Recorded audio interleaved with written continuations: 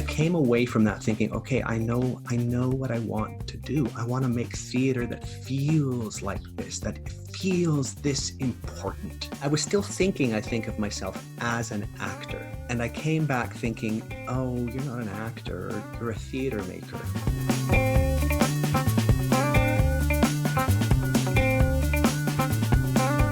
I want to tell you about two shows, and they're quite different, geographically different. They're aesthetically very, very different, but they form, I guess, two poles of my thinking about and dreaming about the theater. The first is the Théâtre du Soleil production of Hélène Cixous's play L'histoire terrible mais inachevée de Norodom Sihanouk, le roi de Cambodge. The terrible but unfinished story of Norodom Sihanouk, the king of Cambodia, which is in two parts, and it's a total of about 7 or 8 hours long. And that was in Paris at the Théâtre Soleil. First of all, I'm in Paris for the first time in 84, maybe. And the production itself was beautiful, but unbelievably simple. And then I'd never seen acting like this. It was vigorous. It was physical. It was so simple again, and yet so clear. The dramaturgy of the play, it's epic, it's huge, so many characters, such complexity in the story that's being told, the politics of it, the Vietnamese, the negotiations with the American, inter-palace negotiations, conflicts generationally, the peasants, the people in the city. And I remember thinking, this is like Shakespeare. It's so big, but it's not nearly as boring. It's not boring at all, because it was about things that were important to me. It was just this fantastic stew of modern history, of politics, of fantastic acting, of superb writing. I've since had a chance to read the text. I think it's a remarkable text, and of this masterful mise en scène. And I came away from that thinking, okay, I know what I want to do. I want to make theater that feels like this, that feels this important. And of course, I don't know quite where to go with that, because I'm coming back to Toronto. I'm still a young actor. I don't have a company.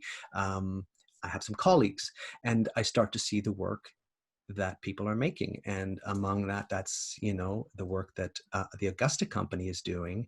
And I see that you can do important, challenging, provocative, smart, funny, highly theatrical work in a crappy little 100-seat theater with a table and some transcripts. So this particular show, I recall it was about guns. It was about guns on stage, basically. The show was premised in a way on the argument that pulling a gun on stage in a naturalist or realist play is a very flat gesture, because we know the gun's not real. It deflates the play in a way. It sucks the artifice out. As I recall, it was composed of a series of transcripts of conversations with different people and the members of the Augusta company.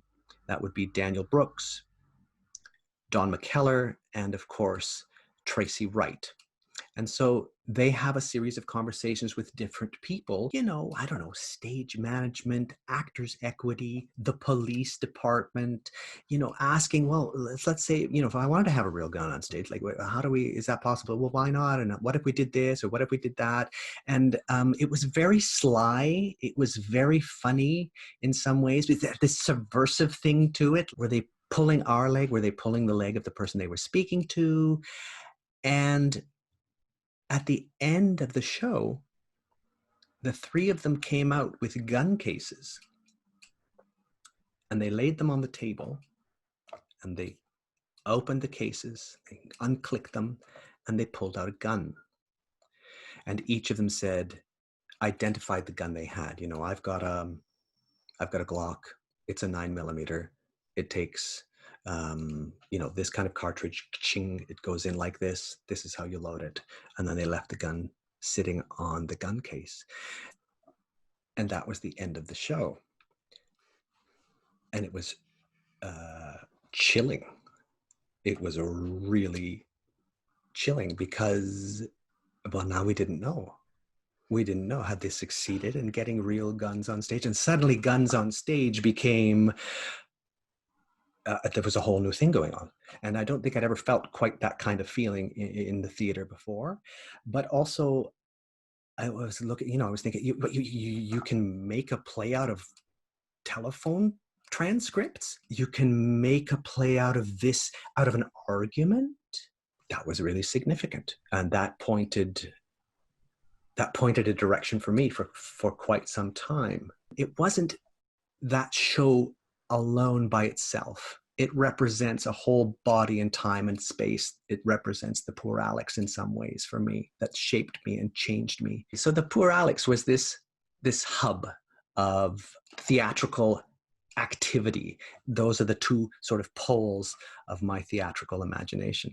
They come out of very different traditions and very different material realities and very different cultures.